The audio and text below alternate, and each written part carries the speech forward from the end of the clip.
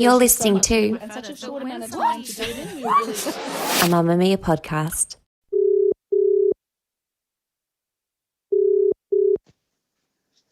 Can you hear me? Oh, that's better.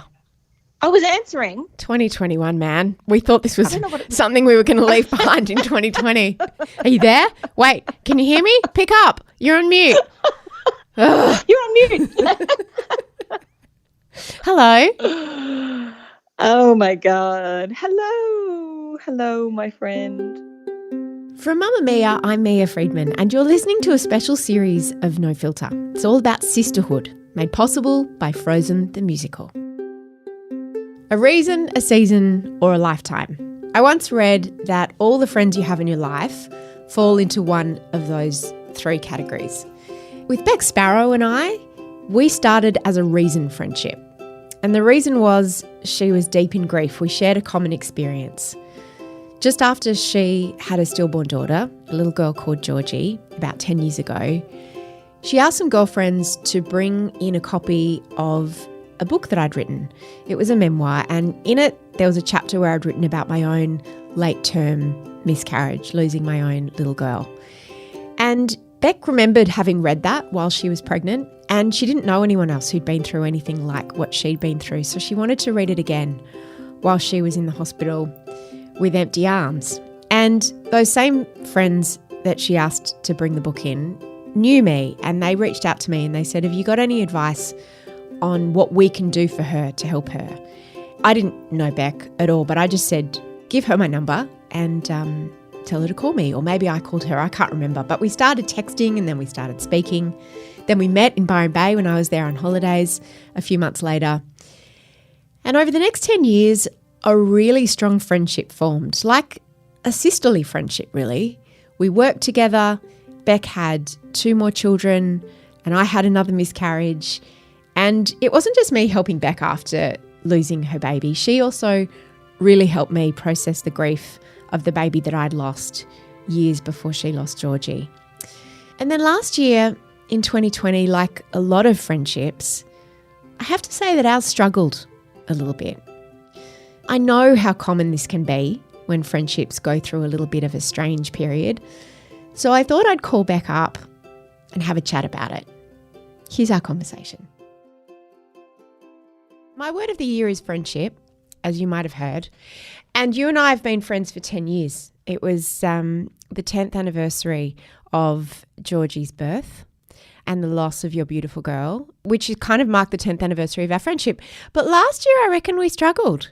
Oh, look, it was hard. I felt really far away from you. And I think that, look, it's interesting because when we first met and then I went to work for Mamma Mia, and then you would fly me to Sydney fairly often. So I would see you, probably every 2 months or every 3 months.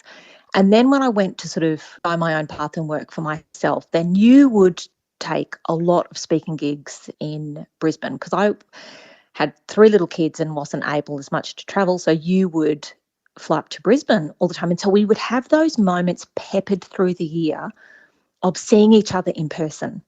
And I think that those moments, some of my favourite moments in our friendship have been when we would catch up always at the beach in January. At Byron Bay, where we'd both meet up there, yeah. Yes. And we would have long walks on the beach and solve the world's problems and talk about business ideas and all kinds of things. They're some of my favourite memories. And it's just everything's been turned on its head in the last 12 months. And I definitely have felt the strain with our friendship. I haven't worried that our friendship won't survive. It's more felt like a hole, like it's felt like a loss to me in the last 12 months. But I've always known there's a real robustness to our friendship. So I've always known it will survive, but I have missed it.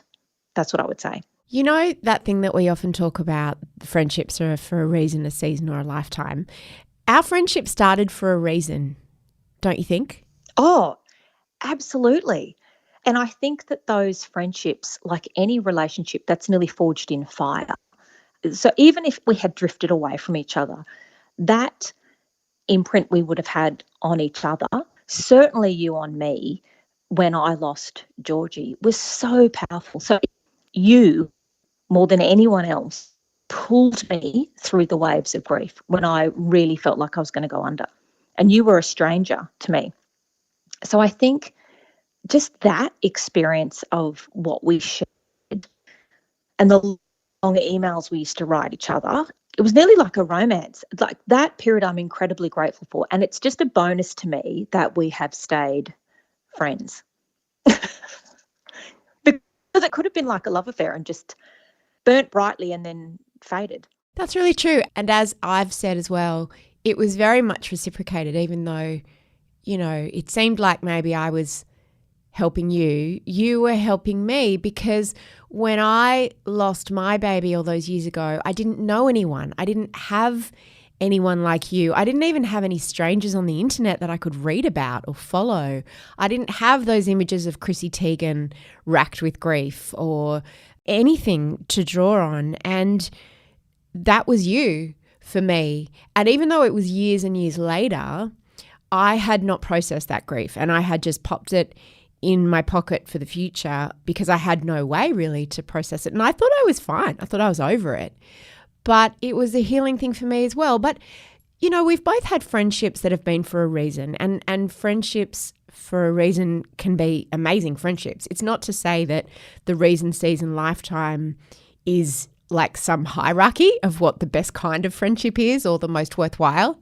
Absolutely. I've had great women in particular come into my life who've just been amazing friends to me and played an amazing role. But that doesn't mean that you're always going to stay on the same path or that it's a friendship that is going to last. I think friendships that last the distance are actually a lot more rare than we realise. I think we need to take the pressure off. Every friendship that we have doesn't have to last 20 or 30 or 40 years. It's okay to have people, to be close to people, and then for you to drift away from each other. I think we need to kind of just all calm down a bit about putting all of this pressure. It's like when Elizabeth Gilbert talks about putting pressure on your art to earn you a living, putting pressure on friendships that they have to be everything and they have to last like a marriage all of this time. That's not true. I think we have to honour the role that people play in our lives for however long or short. And when they drift away, try not to have resentment. With that, I think we need to get rid of some of the emotion of just accepting that some friendships then just drift away. We've both experienced toxic friendships, which is not so much a drifting, although it can be. How have you dealt with toxic friends over the years? Because some friendships can start great and then become toxic, and sometimes you can just realise that it's actually always been toxic, but you just haven't noticed. Look, I think, first of all, toxic is an applicable word, but I think that it's such a loaded word. And I think also we really have to understand that sometimes we are the toxic person to somebody else. Like I think, but don't you think that? I think that friendships work in all kinds of ways. And so we can all sit around going, oh, that person's toxic. Well, somebody's got to be the toxic. Who's the toxic person? Here's what it is. You can be a great person, but sometimes you can push the wrong buttons in other people. Yeah, so it's the combination that's toxic. It's not the person. Well, I just think, are there frenemies out there and people who are complete arseholes? Yes, there are. And there are diabolical things that happen and people really earn the description of being a toxic friend. But I think also we have to understand that sometimes maybe that could also be us in some situations and not, I don't know, I just think that sometimes you can be great people but sometimes press the wrong buttons in each other. And so you sort of think, okay, this is not the friendship for either of us. But how have I dealt with toxic friendships? I'm much better now than I was when I was younger because I'm really big on boundaries. What do you mean by that? I just think boundaries are the key to everything in life, personal boundaries of what you are okay with and how you want to be treated. And I think they underpin friendships. They certainly underpin romantic relationships. They underpin workplace dynamics. You know, I'm not okay with that.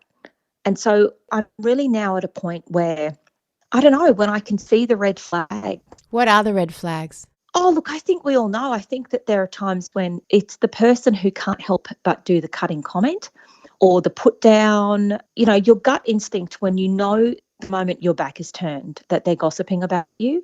It's that. And I think too often we're like, oh no, that can't be right. But we know in our soul that the person isn't trustworthy or they're not on our side. Yeah, I don't think I agree with that, but I think there's more nuanced types of bad friendships or toxic friendships. And I think that's such a good point you make about that it's often the combination and it's not necessarily the person.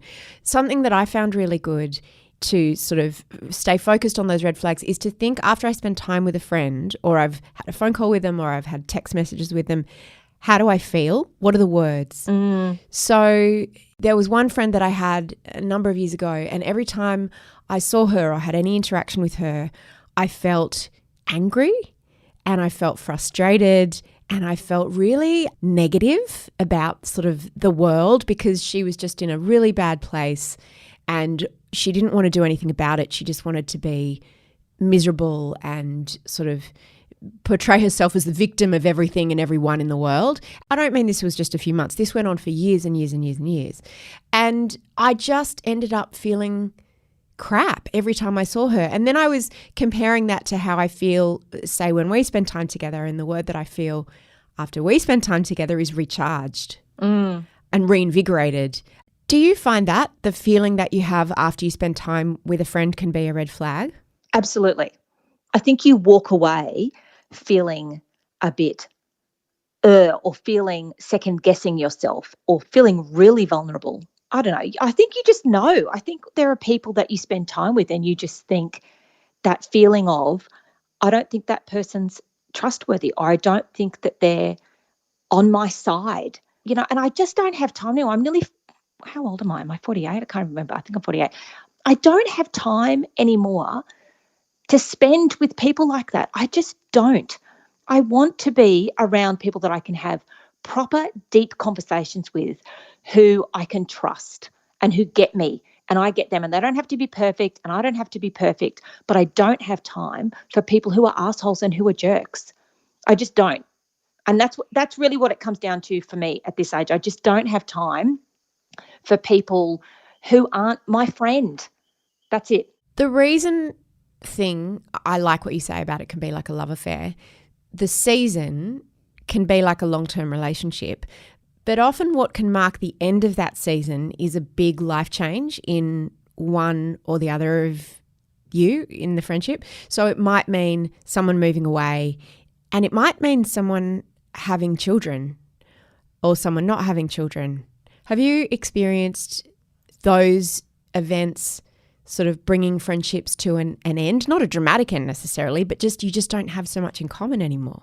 Sure. And I think that absolutely I've had that, when I had really little kids and I had a group of friends who didn't have any kids and then would ring me up like on a Sunday morning and say, we're all going to brunch, do you want to come? And I would nearly feel resentful of like, are you on crack? As if I can just, I was nearly like, stop inviting me to things because I can't just drop everything and walk out the door at this point at the last minute and do stuff. And I think there's just different life paths, and I really think you just drift away from people.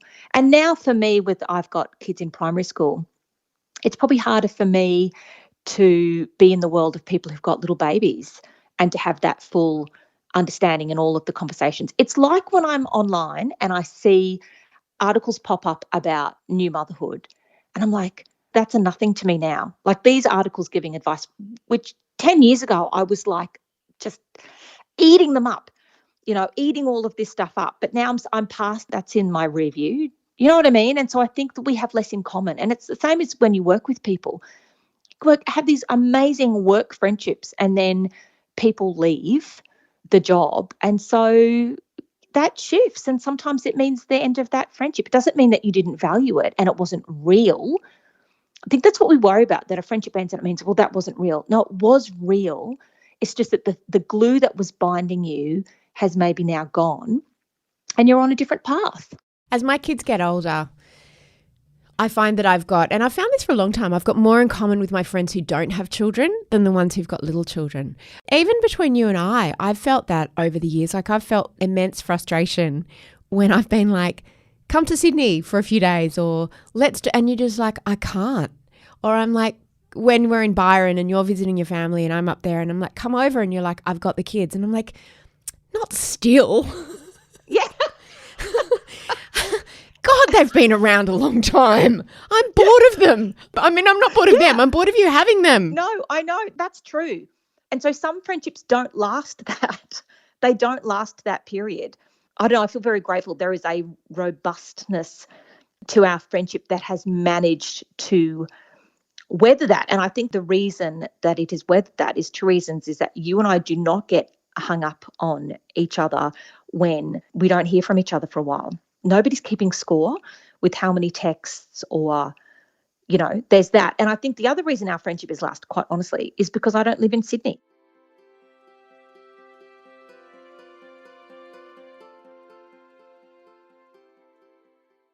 In 2020, I think most of us didn't see our friends very much. Some of us didn't see our friends at all. I've got friends who live in different parts of the country, in different parts of the world. Even the friends that I've got that live a suburb or two away, because of lockdown and just life, I rarely see my girlfriends in person anymore. And some of them I'm still very close to. Some of them I text or WhatsApp with several times every day of the week. And some I don't see for months. One of my close girlfriends, Wendy, in Melbourne, I don't think I've seen her for 2 years. So how do you think technology has impacted on friendships and the different ways? I mean, I've got one girlfriend who's just not she doesn't like to text. She doesn't have that banter. And I've got other girlfriends who I'll exchange 100 text messages with them in a week. How do you think that has impacted on female friendship? I think in good and bad ways. I think what it comes down to is that it can certainly help you feel connected. Like I think WhatsApp and whatever and shared jokes, and it can just keep fueling the friendship. But I think most of all what you want to do on social media apps using technology is make sure you're still having deep conversations. I think the problem happens when, you can have a lot of friends, but if you don't have people that you can have deep, serious, authentic conversations, that's the problem. Because anybody can have lighthearted banter. And that is important, and it's fun, and trading memes and whatever is fun, right? But I think that you can still end up feeling really lonely when everything is surface level. So if you don't have people in your life where you can be honest and be yourself and talk about stuff that's meaningful, I think that's the problem. That's when things, to me, unravel, and so I think that social media is that smoke and mirrors and likes to make you think that everything's a numbers game, but it takes zero effort from me to press crazy love heart eyes on a post or to send you a smiley face. And that's not what is going to sustain a friendship. And it's like, I know that you interviewed Dr. Vivek Murthy for No Filter. Because you told me to. Yeah. Yes, I did. But you wouldn't stop hassling me about that. I'm so glad. And I kept saying, oh, shut up, really? And then I did. And he was amazing. And now he was the one who wrote that book on loneliness. I think you heard him on Brene Brown's podcast. He's now the head of the Corona Task Force for Biden's administration. Yeah. But I think one of the real game changers that I heard him say, and I think it's also in his book, is that you can have friends, but you need to be experiencing friendship. Yes. And there's a difference in that. And I think particularly when you have kids, and you've got a lot of young kids around you and you're just kind of texting back and forth with people, but you're not experiencing friendship. And that is showing up for people, and it's meeting up with them face to face and turning up to their birthday dinner or having lunch with them or remembering that they had some big work thing on, or that is experiencing friendship. And I think that even for myself, I have made the mistake at different times in my life, because I am quite introverted, where I've had friends but haven't been experiencing friendship with them. And that requires making an effort. And that's where COVID makes things really hard, because I think that idea of being able to show up for people becomes really hard, because nothing beats seeing somebody in person. Nothing. Sometimes I feel like with texting, it's just a series of monologues and it's not that same back and forth that you have in person or on the phone. Yeah. And I know that last year, one of the ways that you and I struggled, we sort of didn't see each other, as you said, because, I think we saw each other just before lockdown back in March or February, and then the world went crazy and who knows when we'll see each other again. But you talk about showing up and remembering things. One of the things that I think it's always really important to try to remember is significant anniversaries in people's lives. I'm terrible with birthdays, terrible. But I've got in my diary the anniversaries of when people lost babies or when their parents died or things like that. And last year, I can't remember what happened, but you and I always reach out to each other on the anniversaries of our baby's birth or death or whatever you want to call it. And last year I forgot because after we met, even though we'd both lost our daughters by then, we made each other godparents to our daughters. And that somehow felt, I don't know, I was able to talk to you about the baby that I'd lost in a way that I couldn't talk to anyone else, not even my husband, because he didn't see her as a person. He hadn't experienced her in that same way that I had. I mean, he was devastated, obviously, but it was just different. And last year I missed Georgie's anniversary and she turned 10. And how did you feel about that? Look, I'll be honest with you. Nobody remembered except myself and Brad. And when I go, nobody remembered, I don't mean it that with tone. Look, I don't expect other people to hold that information in their head. I just don't. And I just think I've got a choice. I mean, what would I gain from turning that into an issue with you or with any of my other friends? Yeah, but you're being so pragmatic. I think that we had a skirmish about something and you said, I think you're feeling guilty that you forgot Georgie's birthday. And I went, oh, I didn't even know that. I missed it completely. No, but I wasn't upset about it. I thought, oh my God, she's feeling bad. And I wanted you to know that I wasn't upset about it. And then, all right. Yeah, isn't that funny? I think it was I really felt your absence. It was around that time and I just really felt that hole that you're talking about. And because you're not a mad texter. You're not a mad WhatsApper.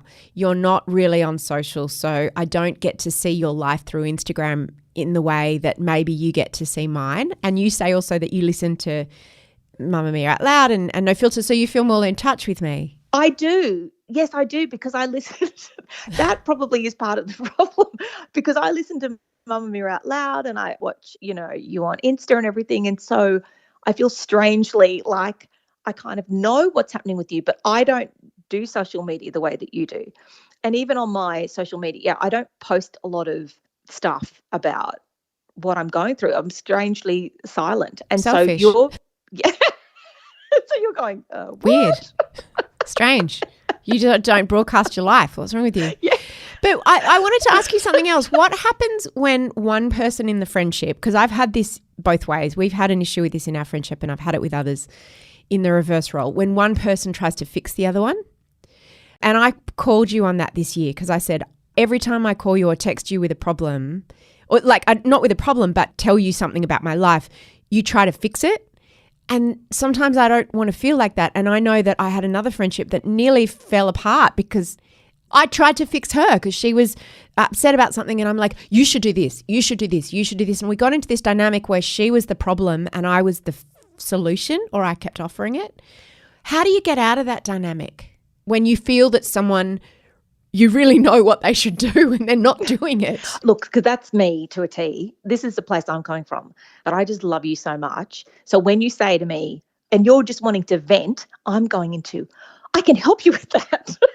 I don't want you to go through that. So, but I read something that was, for me, quite life-changing, and this might be useful to anyone who's listening who gives unsolicited advice, let's say that, is that when somebody comes to you with a problem and you tell them what to do, they're less likely to keep coming to you. What? Because people feel an enormous amount of pressure. Like, unless you've asked me, unless you've said to me, what? And you never have to do that because I just offer, what should I do? What should I do? I don't think I've ever heard those words from you. I don't give you a chance to ask that. So I true. just tell you what to do.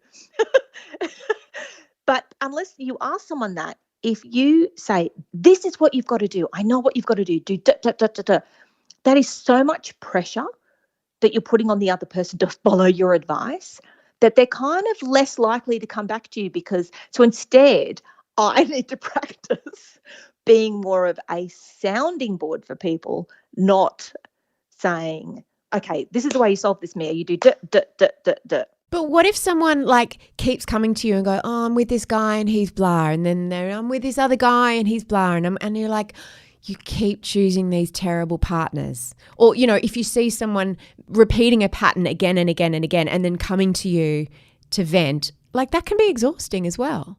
Yeah, it can. I think that's a really specific thing. So that's different to just me bombarding you with advice over every topic from I'm drinking too much tea to whatever. Like I will just try and solve your life for you. But I think when somebody, you know, I've had girlfriends in the past who are stuck in situations and keep dating the wrong type of people or whatever. I don't know. That to me comes back to boundaries. I think you can say to them, oh, I think this comes back to, remember how I said to you, blah, blah, blah. You know, and then you just be a sounding board. But I think that it is emotionally exhausting. And I think this is especially true for teenage girls, I'm going to say, who have girlfriends who ring them at 10, 11, midnight with massive drama. And you are allowed to say, I actually don't take phone calls after 10 p.m. Oh, come on. What teenage girl is going to say that? Speak to my assistant. I'm not taking calls right now. No, but I think that, look, a one-off is different. A one-off when somebody is in crisis, when your friend rings you. But even as adult women, I know the people who are serial drama queen callers, no, you are allowed to say, to put your phone on silent or not to answer or say, I can't get to my phone's charged overnight in the kitchen, I can't. Because you've got to protect your own mental health. Just finally, how do you think friendship changes as you get older? How's it changed for you? I'm much more interested in, I'd rather have 2 or 3 people who I get and they get me than having vast numbers. I'm not interested in social media. Like ideally, I'd love to go through Facebook and just delete a whole stack of people. I just want to be with people that I can have proper conversations with. And I think what's really rare, and again, this is something that I really value in our friendship, it's really rare to have friends that will tell you the truth. Like a lot of friends will be very nice and polite and, you know, encouraging, great friends. But I really value people who can call you on your shit. Yes, because that's what I actually want. That's what I want. And I made the mistake of applying our type of friendship to another friend recently, and it did not go well because I'm so used to with you. You can say to me, listen, every time I ring you, you try and fix me. You got to stop doing that or whatever it is. Or I can say to you, I listened to that the other day. I thought that was not okay or whatever it is, right? That is rare. And it's something that I really value in having somebody who is on my side so much that they'll be honest with me. And it's coming from a place of love. It's not coming from a place of competitiveness or trying to have one up on me. It is coming from a place that somebody cares enough about you to say, oi, I think you shouldn't be doing that, or that's not working, or this wasn't that great that you're doing, or whatever. So, yeah, but I mean, how would you say, I'm just interested, how would you say your feelings about friendship or what you expect of friendship has changed? I just think I like making new friends as I get older. Like I'm a bit more wary of fast friendship. Like, you know what I'm like, I can fall in love really hard and fast. And I'll be like, I think this person's going to become my best friend. And usually that's not the case. So I've learned to pace myself a little bit. And I've also learned the value of people who've known you for a really long time. And I've also come to appreciate how important friendship is in maintaining a long-term relationship. Like if I didn't have my girlfriends, I don't think I could have stayed married for this long. I really couldn't. Yep, I agree. So thanks for helping me stay married. Jay says thanks. I love you. Even when you try to fix me, I love you. I love you too. I'll see so you nice soon. talking to you. Hopefully. So exciting that we spoke on the phone. I know, it's the longest conversation we've had. No, we had a long conversation the other week. God knows when I'll see you, but, you know, I love you. You can hear my original No Filter with Beck by clicking the links in the show notes. Beck has an online course called The Lighthouse Plan that helps women stay connected to their tween and teenage daughters. I've done the course and it is so phenomenal. And you should also follow her on Facebook. She's such an incredible expert on all the things to do with raising girls. She's also written some books. So go and check her out on Facebook, follow her on Instagram, and go to becksparrow.com.au. This episode was produced by Leah Porges and the executive producer of No Filter is Eliza Ratliff. I'm Mia Friedman and I'll see you on mamamia.com.au.